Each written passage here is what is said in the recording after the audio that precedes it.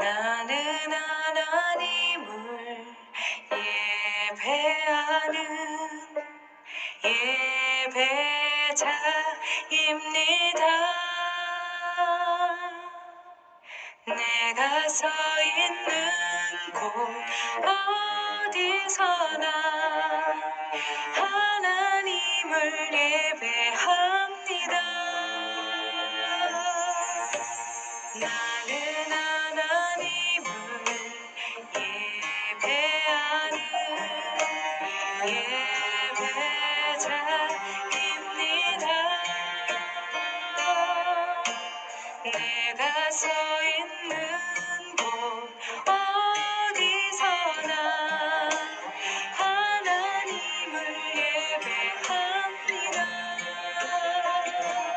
내 영혼 거룩한 은혜를 향하여 내 마음 완전한 하나님 향하여 이곳에서 바로 이 시간 하나님을 예배합니다.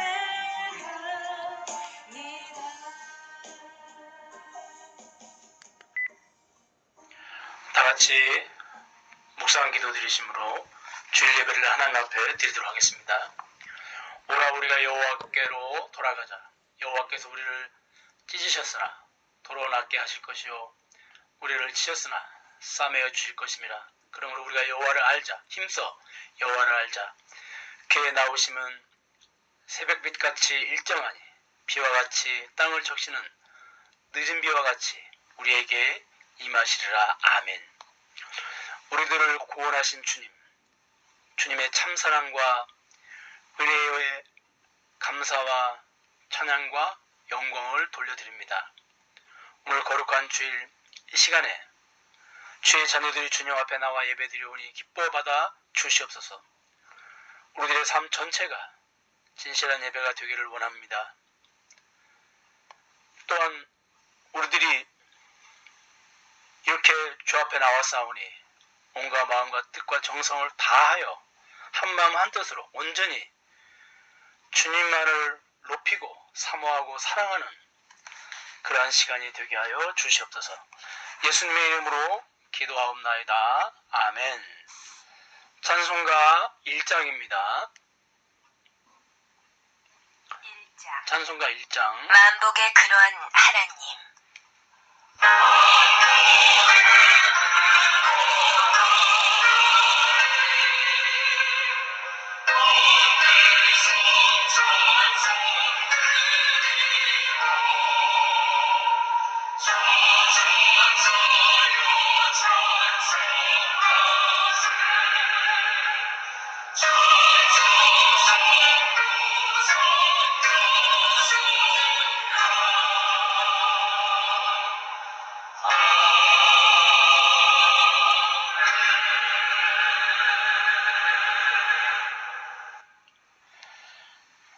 사도신경으로 신앙을 고백하시겠습니다.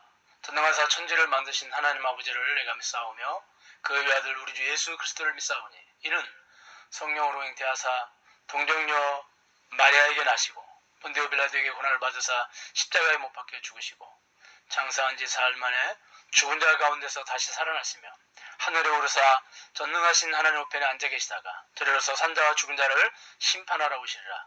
성령을 믿사오며 거룩한 공회와 성도가 서로 교통하는 것과 죄를 사해 주시는 것과 몸이 다시 사는 것과 영원히 사는 것을 믿사옵나이다.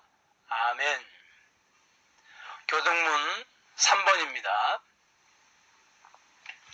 내 의의 하나님이여 내가 부를 때에 응답하소서. 곤란 중에 나를 너그럽게 하셨사오니 내게 은혜를 베푸사 나의 기도를 들으소서. 인생들아 어느 때까지 나의 영광을 받고 욕되게 하며 헛된 일을 좋아하고 거짓을 구하려는가.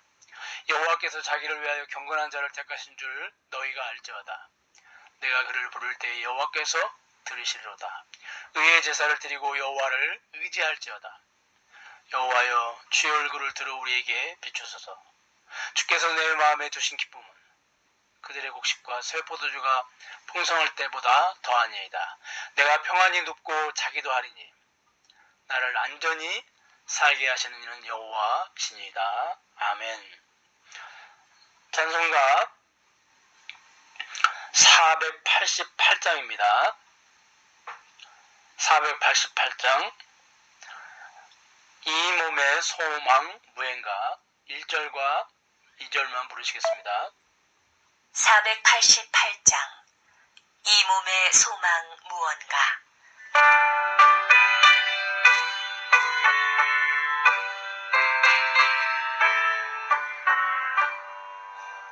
이 몸의 소망 무언가 우리 주 예수뿐일세. 우리 주 예수밖에는 믿으리 아주 없도다. 주 나의 반석이시니 그 위에 내가 서리라. 그 위에 내가 서리라. 무섭게 바람 부는 밤 물결이 높이 설렐 때 우리 주 크신 은혜에 소망에 닻을 주리라. 주 나의 반석이시니 그 위에 내가 서리라. 그 위에 내가 서리라.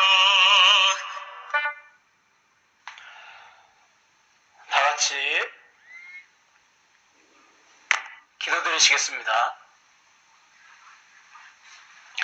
사랑이 무한하신 하나님, 코로나 전국에도 불구하고 크신 은혜를 주셔서 저희들이 함께 모여 예배할 수 있도록 하시니 감사를 드립니다.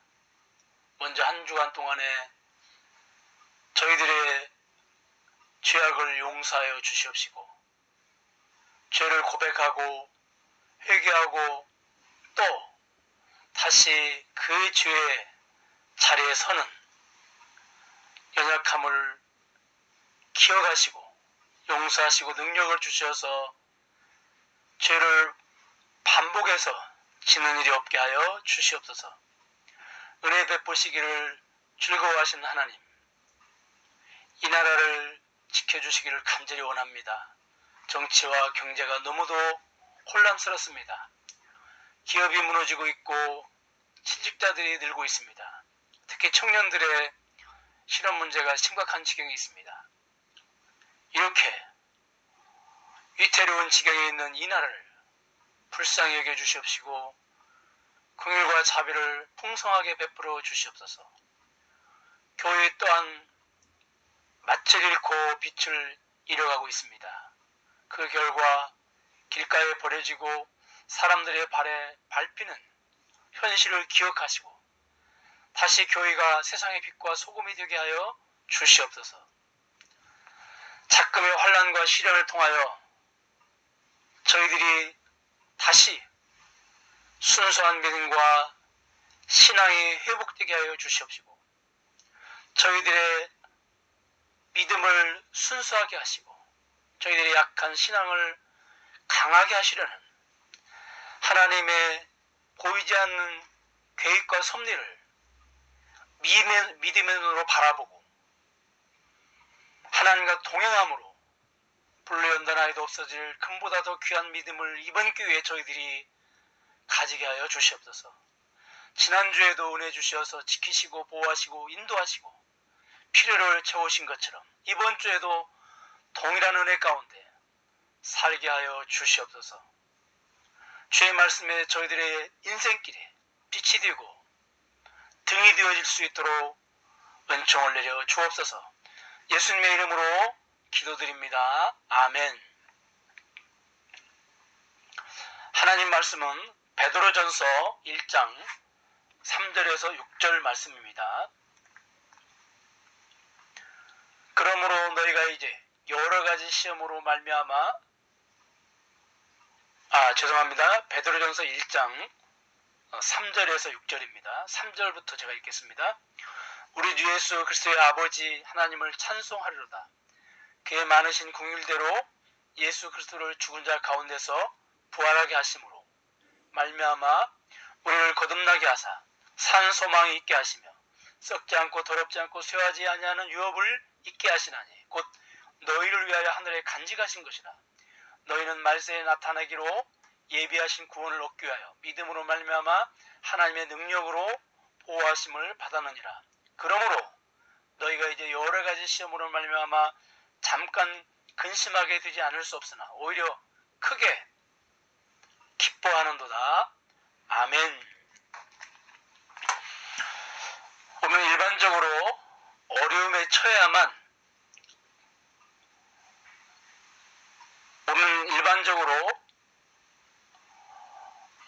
어려움에 처했지만 작은 희망을 보게 될 때 기뻐합니다. 경제적으로 힘든 상황에 있으면 경제적으로 도와줄 든든한 친구를 만날 때, 그래서 그가 도와줄 수 있는 희망이 보일 때 기뻐합니다. 임산부는 고통스럽고 힘들지만 그 고통이 곧 멈출 것이고 사랑하는 아이를 얻을 수 있다는 희망 때문에 기뻐할 수 있습니다. 그렇다면 오늘 본문에 기록된 성도들이 여러 가지 시험을 당하는 중에도 오히려 기뻐할 수 있었던 이유가 무엇이었을까요? 그들이 가지고 있던 소망 때문이었습니다. 그렇다면 그들이 가지고 있는 소망은 무엇일까요? 오늘 본문을 통해서 함께 은혜를 나누도록 하겠습니다. 수신자들에게 인사를 마친 베드로는 3절에서 찬송하라는 말로 편지의 본론을 시작합니다. 이것은 유대인들이 구약의 시편에서 자주 사용하던 표현으로 여호와를 찬송하라, 송축하라 등 찬송시의 표현입니다. 즉 이 말씀은 베드로가 기록한 찬가인 것입니다. 베드로는 편지의 인사말을 마친 후 바로 찬송시를 쓰고 있습니다. 그러나 이 편지를 받는 성도들은 하나님을 찬송하고 기뻐할 수 있는 환경이 아니었습니다. 1절을 보니까 본문의 수신자들은 핍박과 박해를 피해서 여러 지역으로 흩어져서 살고 있었습니다. 그리고 1장 6절을 보니까 여러 가지 시험으로 잠깐 근심하게 되지 않을 수 없으나 오히려 크게 기뻐하는도다 라는 말씀이 기록이 되어 있는데, 그들에게 한두 가지 시험이 아니라 여러 가지 시험이 있었고, 그 결과 5장 7절을 보면 염려를 주께 맡겨버리라는 말씀을 보면 그들에게 여러 가지 시험이 있었고 이로 인해서 그들에게 염려가 있었던 것을 부인할 수 없습니다. 그들은 삶의 모든 영역에서 정치, 종교, 경제, 사회적으로 심각한 고난 가운데에 있었습니다. 그래서 그들이 처하는 환경 가운데서는 하나님을 찬송할 이유도, 하나님께 기뻐할 이유도 없었던 것입니다. 그런데 그들은 그런 환경 가운데서 6절을 보니까 크게 기뻐했다고 기록이 되어 있습니다. 근심거리가 없어져서 기뻐하는 것이 아닙니다. 근심거리는 여전히 존재합니다. 그럼에도 불구하고 그들은 기뻐하고 있습니다. 왜 그렇습니까? 마치 치통에 시달리는 사람이 길을 가다가 입술에 벌을 쏘였습니다. 그 순간 치통이 사라집니다. 치통은 그대로 있는데 벌에 쏘인 고통이 치통보다 크게 치통을 느끼지 못하는 것입니다. 지금 이들의 여러 가지 시련은 그대로 존재하고 있습니다. 그러한 여러 가지 시련이 완전히 사라진 것이 아닙니다. 여전히 그대로 존재하고 있습니다. 그런데 그들이 그 시련을 느끼지 못할 정도입니다.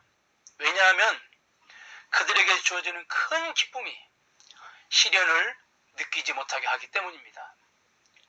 그래서 8절을 보니까 그들의 즐거움과 기쁨이 말로 표현할 수 없는 즐거움이고 기쁨이라고 기록이 되어 있습니다. 그러니까 환경이 주는 기쁨이 아니라 환경은 그대로인데 다른 원인 때문에 주는 기쁨인 것입니다. 그래서 본문에서 즐거움과 기쁨을 말할 수 없는 영광스러운 즐거움과 기쁨이라고 표현을 하고 있는 것입니다. 사랑하는 여러분, 코로나 시대에 우리가 간절히 바라는 것은 빠른 코로나 종식입니다. 그래서 우리가 다시 일상생활로 돌아가는 것입니다. 그런데 지금 진행되어 가는 것을 보면 언제 코로나가 종식될지 아무도 예측할 수가 없습니다. 평생 독감처럼 코로나를 안고 가야 할지도 모릅니다. 또한 앞으로 코로나보다 더 강한 제2, 제3의 코로나가 올 수도 있습니다. 이런 환경 가운데에서도 우리도 어떻게 하면 베드로서 수신자들처럼 큰 기쁨 가운데 살아갈 수 있을까요? 베드로전서 수신자들이 가지고 있는 소망을 우리도 가질 때 가능한 것입니다. 먼저 베드로가 찬송하고 있는 대상은 누구입니까? 3절 말씀을 보니까 우리 주 예수 그리스도의 아버지 하나님을 찬송한다고 기록이 되어 있습니다. 본문을 보면 그냥 하나님이라고 하지 않고 그냥 아버지라고 하지 않습니다. 주 예수 그리스도의 아버지라고 합니다. 그런데 그 앞에 또 어떤 단어가 있습니까? 우리라는 단어입니다. 이 우리라는 단어가 본문에서 매우 중요합니다. 베드로는 예수님과 사람인 우리가 한 몸임을 매우 강조하고 있습니다. 그러므로 하나님 아버지가 예수님이 아버지만 되시는 것이 아니라 우리의 아버지도 되신다는 것을 강조하는 것이죠. 요한복음 1장 12절에 보니까 영접하는 자 곧 그 이름 예수 그리스도를 믿는 자들에게는 하나님의 자녀가 되는 권세를 주셨다고 기록이 되어 있습니다. 우리가 그리스도를 주님으로 영접할 때 예수님과 우리가 한 몸이 되는 것이고 그 결과 예수님만 하나님의 자녀가 되는 것이 아니라 우리도 하나님을 아버지라고 부를 수 있는 하나님의 자녀가 됩니다. 그렇다면 본문에서 베드로가 강조하고 싶은 것이 무엇일까요? 하나님이 우리 아버지가 주신다는 것, 고난 가운데 있는 수신자들에게 전능하신 하나님이 나의 아버지가 되신다는 것처럼 큰 위로가 되는 것도 없을 것입니다. 우리가 부모님을 아버지, 어머니라고 부르면 부모님들도 기분이 좋고 행복해 하시죠. 그런데 부모님을 아버지, 어머니라고 부르는 우리도 위로가 되고 힘이 됩니다. 그 호칭 속에는 부모님의 모든 것이 압축되어 있고 녹아 있습니다. 그래서 부를 때마다 우리에게 위로가 되고 힘이 됩니다. 철이 없을 때는 부모님이 나에게 해주지 못한 것을 생각하면서 서운한 마음이 들 때도 있었습니다. 그런데 이제 철이 들어가니까 부모님이 나에게 어떻게 해주셨든 상관없이 부모님이 내 곁에 살아계셔서 존재해 주시는 것 자체가 위로가 되고 힘이 됩니다. 하물며 전능하신 하나님이 나의 아버지가 되신다는 것이 얼마나 위로가 되고 힘이 됩니까?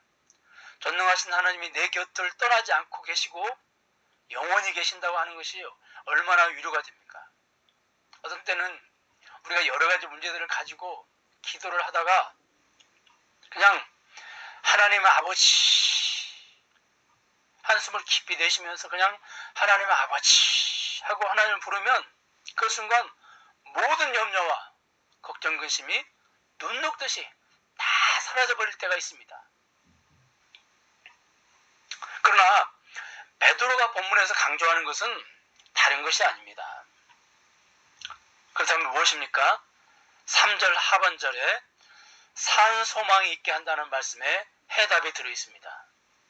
하나님은 전능하신 아버지이시지만 그 자녀들을 당장 그들이 당하는 고난에서 벗어나게 하시지는 않을 것입니다. 왜냐하면 실제를 보니까 하나님은 그들이 당하는 고난을 이용하셔서 그들을 연단하고 훈련함으로 금보다 더 귀한 믿음을 주실 것이기 때문에 그러므로 당장 그들은 환경을 통해서 즐거움과 기쁨을 얻기는 불가능합니다. 하지만 그런 환경 가운데서도 그들이 즐거워하고 기뻐하게 되는 것은 그들이 가질 소망, 다시 말해서 희망 때문입니다. 그렇다면 그들이 가질 소망, 그들이 가질 희망은 무엇입니까? 그들이 가져야 할 소망의 내용이 무엇입니까? 3절 하반절을 보니까 첫째로 거듭나게 하시는 것입니다. 그렇다면 거듭난다는 의미가 무엇입니까? 우리가 흔히 거듭난다, 거듭난다, 거듭나느냐 이런 단어들을 교회에서 자주 사용합니다. 근데 정확하게 이 거듭난다는 의미가 무엇인지 잘 알지 못하고 사용하는 경우가 많습니다. 그냥 단순히 구원받는다 그런 의미를 가지고 사용을 하기도 합니다. 물론 거듭난다는 말은 구원받는다는 의미도 있습니다만 그보다 더 폭이 깊고 깊은 의미를 가지고 있습니다. 거듭난다는 말은 위로부터 새롭게 태어난다는 뜻입니다. 이게 정확한 거듭난다는 그 단어의 의미입니다. 여러분, 위로부터 새롭게 태어난다는 것이 무엇입니까? 예수님께서는 오병이어의 사건을 통해서 너무도 쉽게 거듭나는 것이 무엇임을 우리에게 그려서 보여주셨습니다. 예수님은 하늘의 떡을 먹이신 사건을 통해서, 오병이어의 사건을 통해서 예수님께서는 거듭남이 무엇인지를 우리에게 보여주시고 그리고 설명해 주십니다. 요한복음 6장에 보니까 50절에 이는 하늘로서 내려오는 떡이니 사람으로 하여금 먹고 죽지 아니하게 하는 것이니라. 51절에 나는 하늘로서 내려온 산떡이니 사람이 이 떡을 먹으면 영생하리라. 나의 줄 떡은 곧 세상의 생명을 위한 내 사료라 하시니라.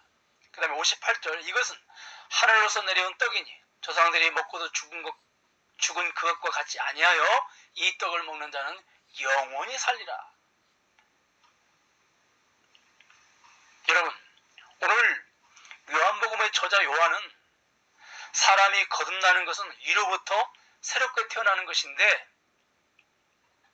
어떻게 그것이 가능하냐? 51절 하늘에서 내려온 산떡을 먹어야 한다는 것입니다. 그 결과 영생을 얻는 것이라고 말합니다. 한마디로 거듭나는 것은 죽은 생명을 버리고 영원히 살 새 생명을 다시 얻는 것을 말합니다. 더 나아가 오늘 베드로전서 1장 3절 중반절에 영원히 살 수 있는 부활의 몸을 입는 것입니다. 이 영원한 생명 속에 부활의 씨앗이 들어있습니다. 그래서 예수님께서 재림하실 때 영원한 생명 속에 들어있는 부활의 씨앗이 싹을 내고 꽃을 피우고 열매를 맺는 것입니다. 그런데 이 생명을 주는 떡이 누구십니까? 51절에 보니까 나는 하늘에서 내려온 산떡이니 바로 예수님이십니다. 떡을 먹는다는 말은 예수님을 믿는다는 말입니다. 그러므로 거듭나는 것은 오직 예수님을 통해서만 가능한 것입니다. 요한일서 5장 11절과 12절을 보니까 또 증거는 이것이니 하나님이 우리에게 영생을 주신 것과 이 생명이 그의 아들 안에 있는 그것이니라. 아들이 있는 자에게는 영생이 있고 아들이 없는 자에게는 생명이 없느니라. 하나님은 예수님 안에만 영생을 넣어놓으셨습니다. 하나님은 오직 예수님 안에만 부활의 씨앗을 심어놓으셨습니다. 그러므로 아들이 없는 자는 영생도 없는 것이고 부활의 몸도 입을 수 없는 것입니다. 여러분, 그들이 가질 첫째 소망은 거듭남의 완성입니다. 왜냐하면 그들이 거듭나서 영생이 주어졌지만 거듭남의 완성은 부활이 아직 주어지지 않았기 때문에 그들은 거듭남의 완성인 부활을 소망을 가지고 기다려야 하는 것입니다. 그리고 그들이 가질 두 번째 소망은 4절 썩지 않고 더럽지 않고 쇠하지 아니하는 기업을 있게 하시는 것입니다. 이 기업은 히브리어로 나하라, 헬라어로는 클레로노미아라고 하는 뜻입니다. 그 의미는 유산 상속을 말합니다. 곧 하나님의 인간을 위해서 아버지로서 자식에게 상속해 준 것을 말합니다. 로마서 8장 17절에 보니까 자녀이면 또한 상속자, 곧 하나님의 상속자요, 이렇게 기록이 되어 있습니다. 하나님께서는 이 기업을 우리에게 물려주신다는 겁니다. 그러므로 기업은 현재와 미래에 주어질 모든 것, 하나님의 자녀들이 하나님께로부터 상속받을 모든 것을 한마디로 기업이라고 말할 수 있습니다. 하나님 나라의 그 일체의 축복을 기업이라고 성경에서는 설명하고 있습니다. 그런데 오늘 본문을 보니까 기업을 주셨다고 하지 않고 기업을 잊게 하신다고 기록을 해 놓았습니다. 여러분, 있게 하신다는 말은 존재한다, 주신다는 의미와 비슷하지만 사실은 그런 뜻이 아닙니다. 있게 한다, 있게 한다. 이 있게 한다는 말의 뜻은 그 대를 있게 한다는 말과 거의 비슷한 뜻입니다. 그러니까 우리가 기업을 하나님께로부터 과거에도 받았고 지금도 받고 있고 앞으로도 받을 것이라는 뜻입니다. 이 있게 한다는 의미가. 이어서 계속해서 과거에도 기업을 받았고 지금도 받고 있고 앞으로도 이어서 받게 될 것이라고 하는 것을 오늘 성경에서는 기업을 있게 하신다라고 우리에게 말씀하고 계시는 것입니다.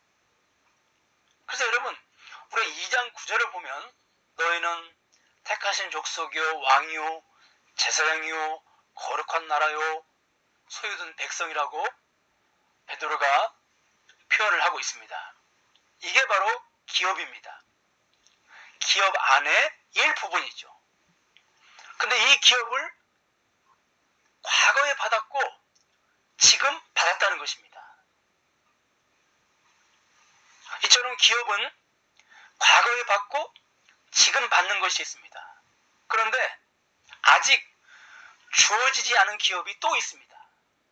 그 기업은 다른 것이 아니라 완성된 기업입니다. 다시 말해서 완성된 하나님의 나라를 말하는 것입니다.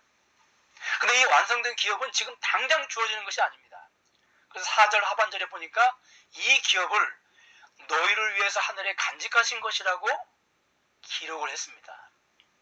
그러니까 이 기업을 하나님의 때까지 하나님이 간직하셨다가 때가 되면 주시는 것입니다. 그래서 5절 상반절에 보니까 그래서 말세에 나타내시기로 예비하신 구원이라고 기록되어 있습니다. 이 구원이라는 말이 곧 기업이라는 말입니다. 그러므로 하나님께서 하나님의 때에 완성된 기업을 있게 하실 때까지, 주실 때까지 우리는 그때를 소망하며 기다려야 하는 것입니다. 특별히 여기서 우리가 주목해야 할 단어가 간직이라는 단어입니다. 여러분, 이 간직하다는 말의 의미가 무엇입니까? 너무 귀하고 소중해서 아끼고 내어놓지 않는 것을 말합니다. 집안 살림 중 귀한 것이 있으면 아끼고 잘 사용하지 않죠. 그러다가 귀한 손님이 오시면 그때 그 살림을 꺼내서 사용을 합니다. 하나님께서도 이 기업이 너무 보배롭고 존귀하고 귀해서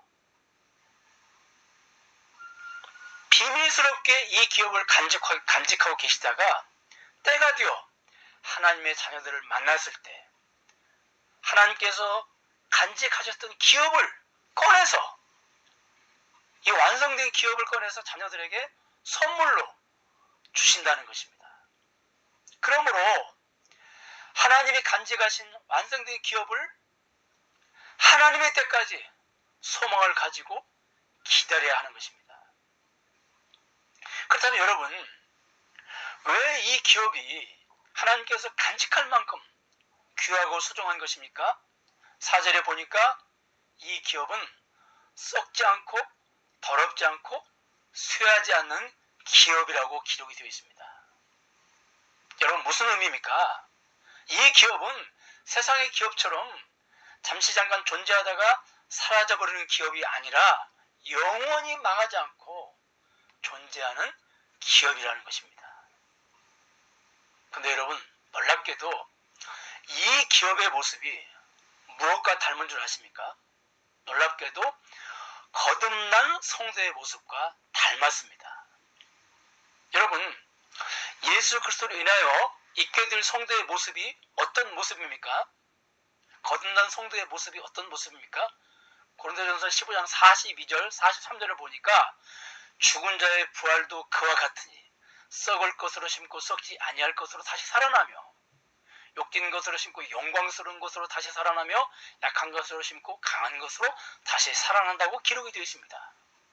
여러분, 거듭난 성도의 모습이 어떤 모습입니까? 썩지 않는 모습, 더럽지 않는 모습, 쇠하지 않는 모습입니다. 여러분, 다시 한번 강조해서 말씀드립니다. 성도의 모습이 하나님께서 우리에게 있게 하시는 앞으로 장차 완성된 기업의 모습과 꼭 닮았다고는 하십니다. 여러분, 왜 거듭난 성도의 모습이 기업의 모습과 닮았을까요? 아니, 왜 거듭난 성도의 모습이 기업의 모습과 닮아야 할까요? 여러분 꼭 기억하십시오. 거듭난 성도의 몸이 장차 주어질 기업과 닮지 않으면 결코 그 완성된 기업을 선물로 받을 수가 없습니다. 그래서 요한복음 3장 3절에서 예수께서 대답하여 이르시되 진실로 진실로 내게 이르노니 사람이 거듭나지 아니하면 하나님의 나라를 볼 수 없느니라. 이 말씀의 의미가 무엇입니까? 성도가 거듭나지 아니하면, 성도가 영생을 소유하지 않으면, 부활의 몸을 입지 않으면 하나님 나라에 들어갈 수 없다는 말입니다. 왜 그렇습니까? 성도는 하나님의 나라와 본질적으로 그 성격이 같은 것입니다. 그래서 성도가 하나님 나라에 들어가려면 거듭난 성도가 하나님 나라와 본질적으로 그 성격이 같아야만 들어갈 수가 있는 것입니다. 고린도전서 15장 50절에 보니까 형제들아 내가 이것을 말하노니 혈과 육은 하나님의 나라를 이어받을 수 없고 또한 썩는 것은 썩지 아니하는 것을 유업으로 받지 못하느니라. 아멘. 고린도전서 15장 40절 하늘에 속한 형체도 있고 땅에 속한 형체도 있으나 하늘에 속한 것의 영광이 따로 있고 땅에 속한 것의 영광이 따로 있다고 기록이 되어 있습니다. 이처럼 성도가 기업을 선물로 받으려면 그 기업의 모습, 즉 하늘에 속한 형체를 가져야 하는 것입니다. 그렇지 않으면 결코 우리가 하나님 나라에 들어갈 수가 없습니다. 그래서 하나님께서는 성도를 단순히 구원하신 것이 아니라 거듭나게 하신 것입니다. 거듭나게 하셔야만 성도가 하나님의 나라와 즉 기업과 본질적으로 동일한 모습을 갖게 되는 것입니다. 여러분, 성도가 완전히 거듭나는 것, 성도가 완성된 기업을 선물로 받는 것, 다 미래에 일어날 일입니다. 그러므로 성도는 이 땅에서 소망을 가지고 그때까지 기다려야 되는 것입니다. 근데 본문에서는 베드로가 소망이라는 단어를 사용할 때 그냥 소망이라고 하지 않고 산소망이라는 단어를 사용을 했습니다. 여러분, 산소망이 있다는 말은 죽은 소망도 있다는 말입니다. 코로나가 빨리 종식되기를 바라는 소망이 다 있습니다. 누구에게 다 있죠. 간절하죠. 그런데 우리의 소망대로 빨리 종식되지 않을 수 있습니다. 그렇게 되면 우리의 소망은 산 소망이 아니고 안 되고 죽은 소망이 되는 것입니다. 헛된 소망이 되는 것입니다. 그런데 베드로서의 수신자들이 기쁨의 근원인 소망은 죽은 소망이 아니고 헛된 소망도 아닙니다. 살아있는 산 소망입니다. 왜 그렇습니까? 그들이 소망하는 것들이 때가 되면 반드시 이루어지기 때문입니다. 때가 되면 반드시 완전히 거듭날 것이고 때가 되면 반드시 하늘에 간직했던 썩지 않고 더럽지 않고 쇠하지 아니하는 기업을 그들이 선물로 받게 될 것입니다. 왜 그렇습니까? 성도의 소망인 거듭남의 완성과 기업을 약속하신 성경의 성격 때문입니다. 성도가 앞으로 미래에 부활의 몸을 입게 될 것이다. 그 완성된 하나님 나라를 선물로 받게 될 것이다. 이것을 하나님께 약속하셨는데 성경 말씀을 통해서 약속을 하셨습니다. 그런데 그 성경 말씀이 어떤 말씀입니까? 그 성경 말씀의 성격이 어떤 성격을 가지고 있습니까? 베드로전서 1장 23절과 24절에 보니까 너희가 거듭난 것은 썩어질 씨로 된 것이 아니요 썩지 아니할 씨로 된 것이니 살아있고 항상 있는 하나님 말씀으로 되었느니라. 그러므로 모든 육체는 풀과 같고 그 모든 영광은 풀의 꽃과 같으니 풀은 마르고 꽃은 떨어지되 오직 주의 말씀은 세세토록 있도다 하였으니 너에게 전한 복음이 곧 이 말씀이니라. 그러니까 성도가 완전 거듭나고 기업을 선물로 받는다는 약속의 말씀이 어떤 말씀이냐면 썩어지지 않는 말씀, 영혼이 살아있고 항상 있는 말씀으로 트여 있습니다. 여러분, 놀랍게도 거듭난 성도의 모습과 그리고 하나님의 약속의 말씀의 그 성격과 그리고 완성된 하나님 나라의 그 기업, 그 모습이 여러분 서로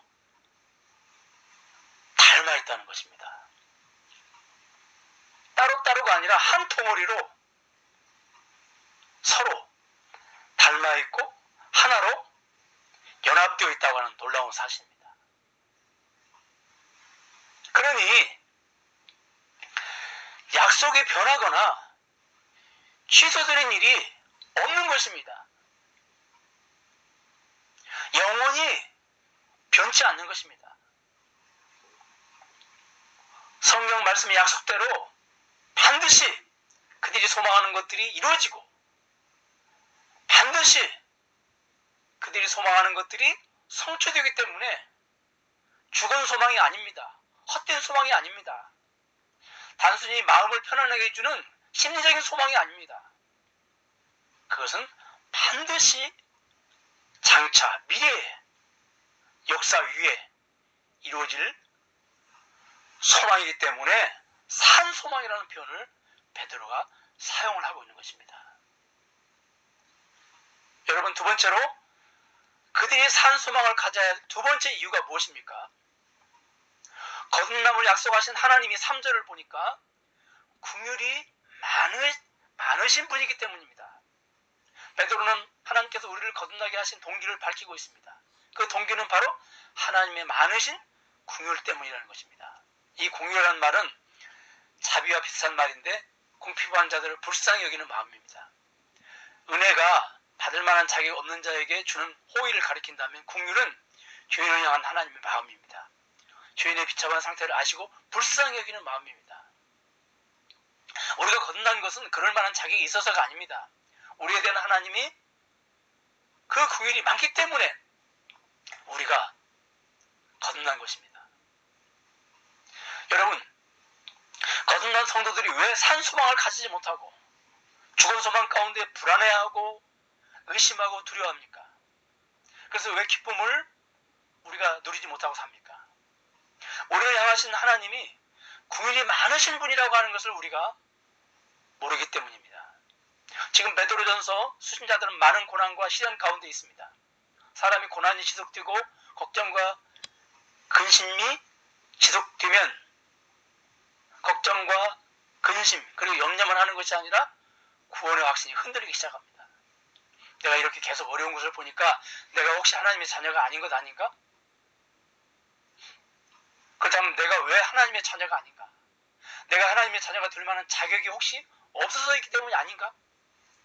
이런 생각을 우리가 하게 되죠. 이러한 그들에게 베드로는 3절에서 긍휼이 많으신 하나님을 소개합니다. 너희들이 하나님의 자녀가 된 것은 그럴 만한 자격이 너희들에게 있어서가 아니라 긍휼이 많으신 하나님 때문이라는 것입니다. 그리고 더 나아가서 2절 말씀을 보니까 우리를 거듭나게 하시기 전에 하나님께서는 우리를 미리 아셨고 택하셨다고 기록이 되어 있습니다. 여러분, 로마서 8장 29절에 보니까 하나님이 미리 아신 자들로 또한 그 아들의 형상을 본받게 하기 위하여 미리 정하셨으니 이는 그로 많은 형제 중에서 맏아들이 되게 하려 하심이니라. 베드로는 이 부분만큼은 그들의 소망이 흔들리지 않도록 2중 3중으로 못을 박아버립니다. 너희들이 왜 구원받은 줄 아느냐? 너희들이 왜 거듭난 줄 아느냐? 너희들이 거듭날 만한 그런 모습으로 살아서가 아니라 하나님이 긍휼이 많으신 분이기 때문에 뿐만 아니라 너희들이 착하게 살든 악하게 살든 그 전에 너희들이 아예 태어나기도 전에 하나님 너희들을 미리 아셨고 그리고 하나님께서 너희들을 미리 선택하셨다. 이렇게 그들의 그 소망이 흔들리지 않도록 고난 가운데 환난 가운데 그들의 믿음이 흔들리지 않도록 베드로는 2중 3중으로 못을 박아버립니다. 그러므로 우리가 산 소망을 가지고 기다릴 수 있는 것입니다. 마지막으로 왜 산 소망을 가져야 합니까? 5절 말씀에 말세에 약속하신 구원을 얻을 때까지 하나님의 능력으로 우리를 보호하시기 때문에 그렇습니다.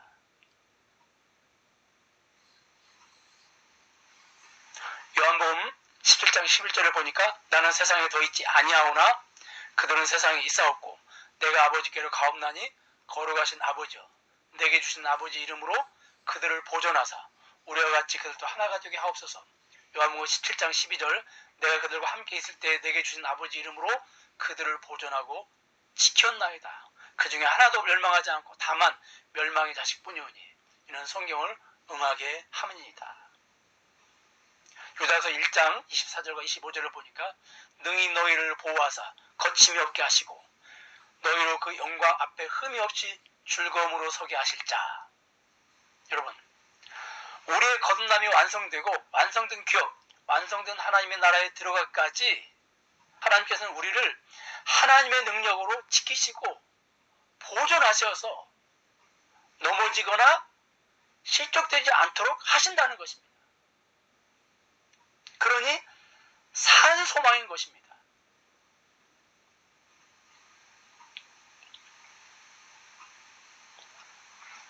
말씀을 맺겠습니다. 고난과 시련 가운데서도 어떻게 하면 우리가 큰 기쁨의 삶을 살 수 있습니까?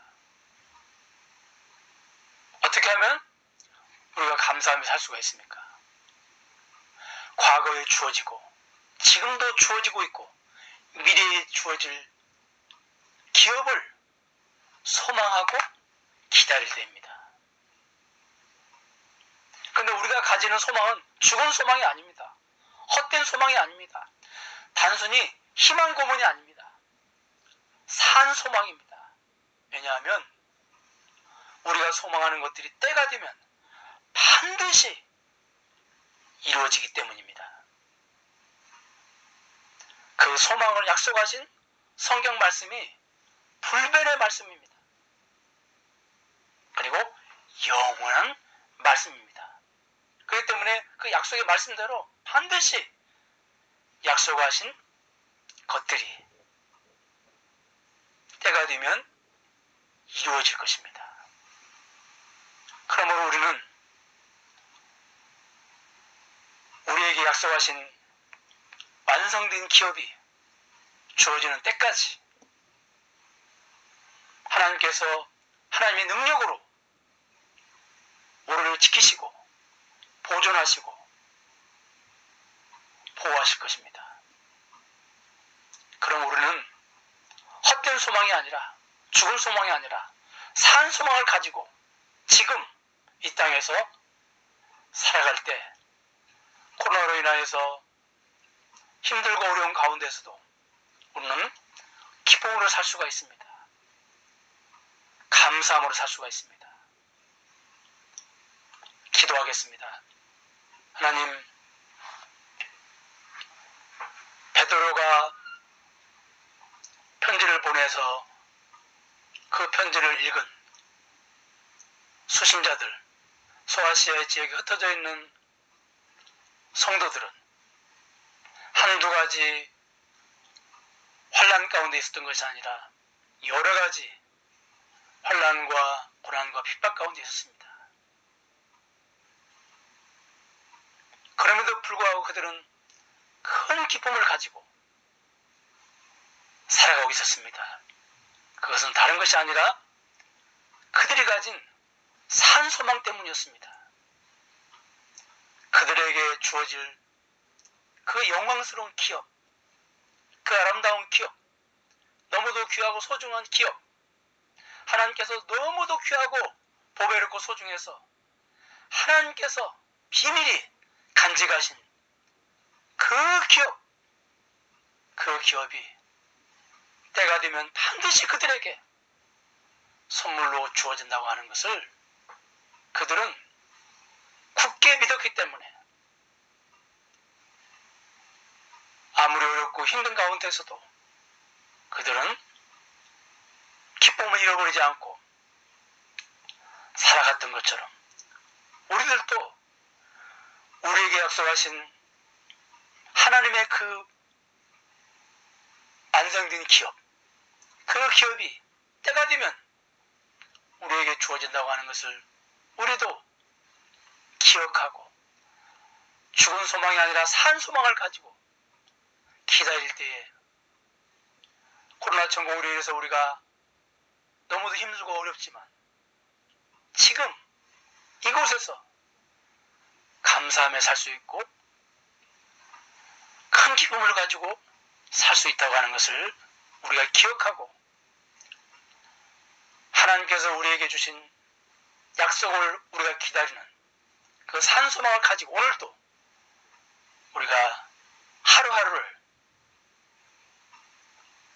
기쁨으로 감사함으로 살아갈 수 있도록 은혜를 내려 주시옵소서. 예수님의 이름으로 기도합니다. 아멘. 축도로 예배를 마치도록 하겠습니다. 지금은 우리 주 예수 그리스도의 은혜와 하나님의 극진하신 사랑과 성령님의 강하게 통하신 역사가 오늘 이렇게 함께 모여서 하나님께 기도를 하는 사랑하는 우리 성도들 머리 위에 가정의 직장의 사업 위에 늘 눈물로 기도하고 있는 기도 제목에 그리고 사랑하는 우리 아이들 머리 위에 지금으로부터 영원토록 함께 계실지어다. 아멘.